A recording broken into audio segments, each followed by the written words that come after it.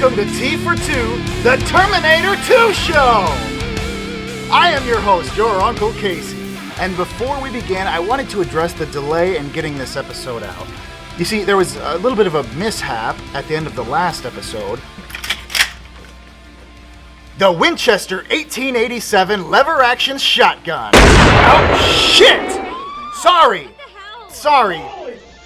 God damn it! Okay, that was embarrassing. You didn't have to play the whole clip again. Anyway, after that little, mishap, WKVS Studios halted production on the shotgun episode until all employees complete a firearm safety course down at the Worthington Sportsman's Pond. Once we get that out of the way, we'll do the episode on the Terminator's shotgun. In the meantime, since Halloween is coming up, today's episode is all about Terminator candy! But not just any candy. This is a candy that literally could burn a hole in your mouth. Unlike peanut butter M&Ms. Damn it, I love peanut butter M&Ms.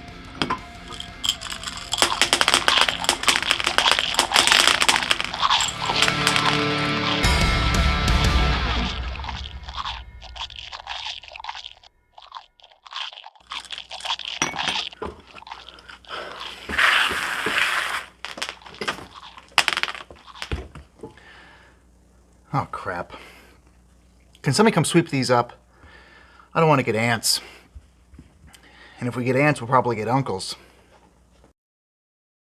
The candy we're talking about today is T2 Sour Meltdown. They were produced by a company founded in 1991 in Milwaukee, Wisconsin, called Creative Confection Concepts. And they lived up to their name. They made all sorts of unique candies that often came in fun, unusual containers, and in a lot of cases, the container would kind of double as a toy. And if you grew up in the 90s, you may have enjoyed some of their sweet products. Like, for example, the Bubblegum Thumb. These were just plastic thumbs filled with bubblegum in various flavors, and they were fun because the containers each had a unique thumbprint on them depending on the flavor. And when the containers were empty, you could hold them over your own digits for some big thumb fun. Another classic they made was the Piccolo. I believe these were filled with chewing gum that had a sour, pickly coating on the outside, but once you got past that, they became sweet bubble gum. But the best part is, once the container was empty, it doubled as a whistle. Get it? Piccolo? Pickle? Ah, fuck it. Another was Biker Buddies. The container was made to snap onto your bicycle handlebars. That way, if you got a craving for some candy while running your paper route, you could pop off his boots and, enjoy some candy from his butt. Eventually, the company started... Oh, great. What in tarnation is this? WKVS Studios wishes to thank our viewers for supporting the show through the official T for Two store at tpublic.com. Remember, you can get all sorts of fun, exclusive designs of t-shirts, stickers, buttons, and more only at the official T for Two store. Yeah. With your support, WKVS has raised enough funds to hire back some of the staff that we previously laid off due to overspending on the new set.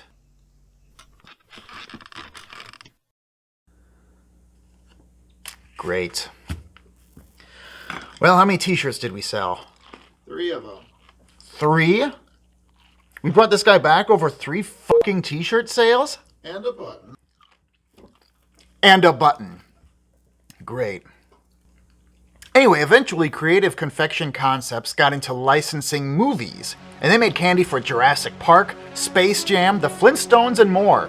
But their very first licensed property was the greatest motion picture event in the history of cinema, Terminator 2: Judgment Day. Creative Confection Concepts made 2 different T2 candies. The first was the Terminator 2 Ultimate Jawbreaker, which we'll be covering in a future episode, so make sure to hit the subscribe button below so that you don't miss that one. Today, we're covering T2 Sour Meltdown. These went on sale across the country in June of 1992, when Terminator Mania was still at a fever pitch. Here's the display box that they came in. These would be sitting on store shelves filled with... What the hell? This has been chewed on! This was in mint condition when I brought it in here. Are there mice in this goddamn studio? God damn it! Go to commercial break! God damn it! After these messages, we'll be right back.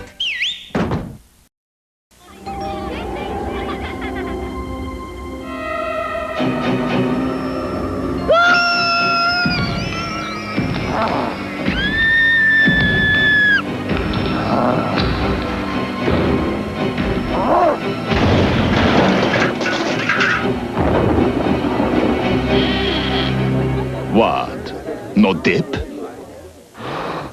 For a really great Halloween, pick up tons of Pepsi and Doritos. I've got a message for our competitors from Allied.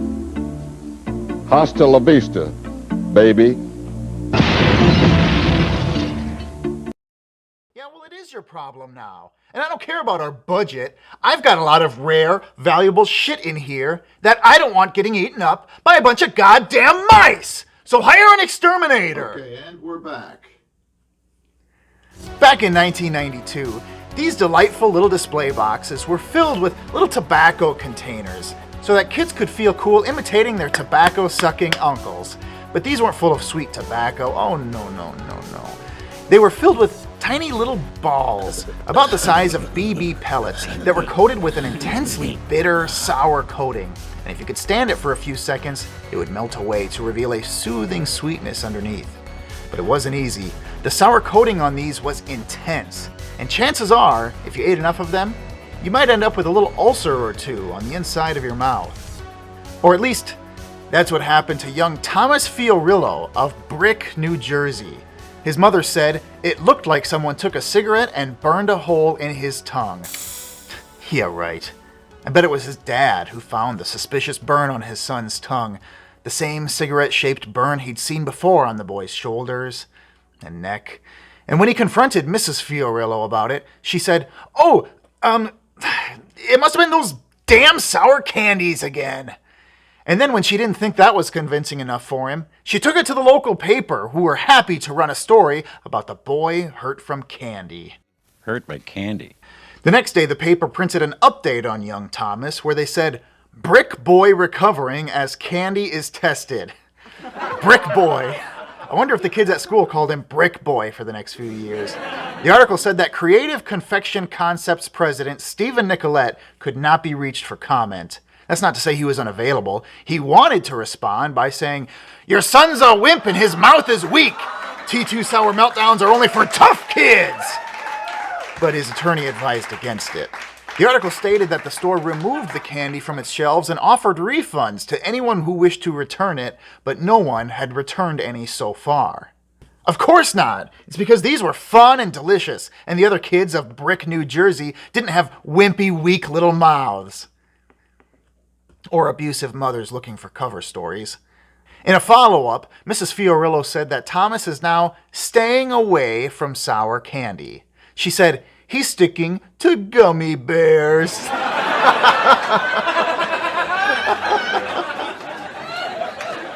The display box came with little forms that kids could take and fill out and send in with a proof of purchase from the candy container for a free Meltdowns t-shirt. Actually, I guess it wasn't free. You still had to pay $10. Anyway, all the kids in Brick, New Jersey had one, except for little Thomas Fiorillo, or as his classmates called him, Wimpy Mouth Brick Boy.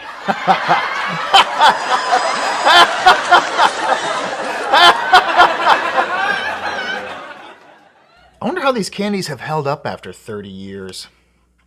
They still have a little bit of weight to them, but if you give them a shake, you no longer hear the little BB candies rattling around inside like they used to. Let's find out why. But how do you open a little tobacco can full of Terminator 2 candy? You use the official Terminator 2 Judgment Day fighting knife. Yep, these were both officially licensed products for the same movie, Terminator 2 Judgment Day.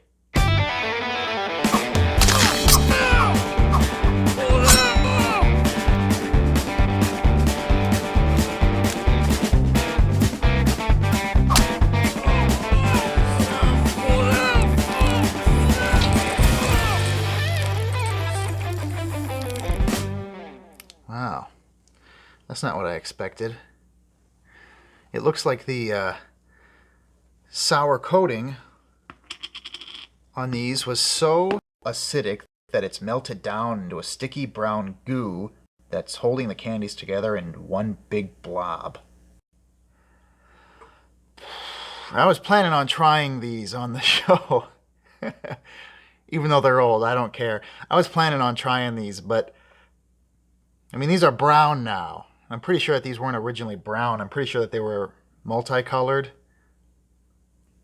Fuck it, I guess I have to do this, because otherwise, well, who the hell else is going to?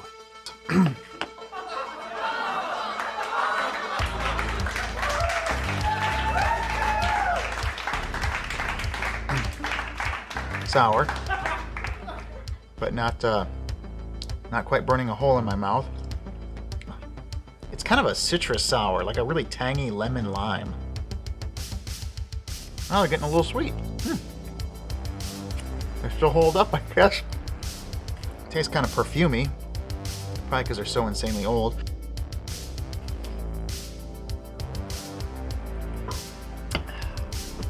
Well, anyway, that's a look at T2 Sour Meltdown candies, released in 1992 by Creative Confection Concepts. Did you ever have these as a kid? If so, leave a comment below and let me know if they ever burned a hole in your tongue. Remember, we'll be covering the Terminator's shotgun in the next episode. And until next time... There's that little son of a bitch. No, not again. Don't do that. I gotta get him, Denny. Put it down. I'll get you, you little chewing bastard!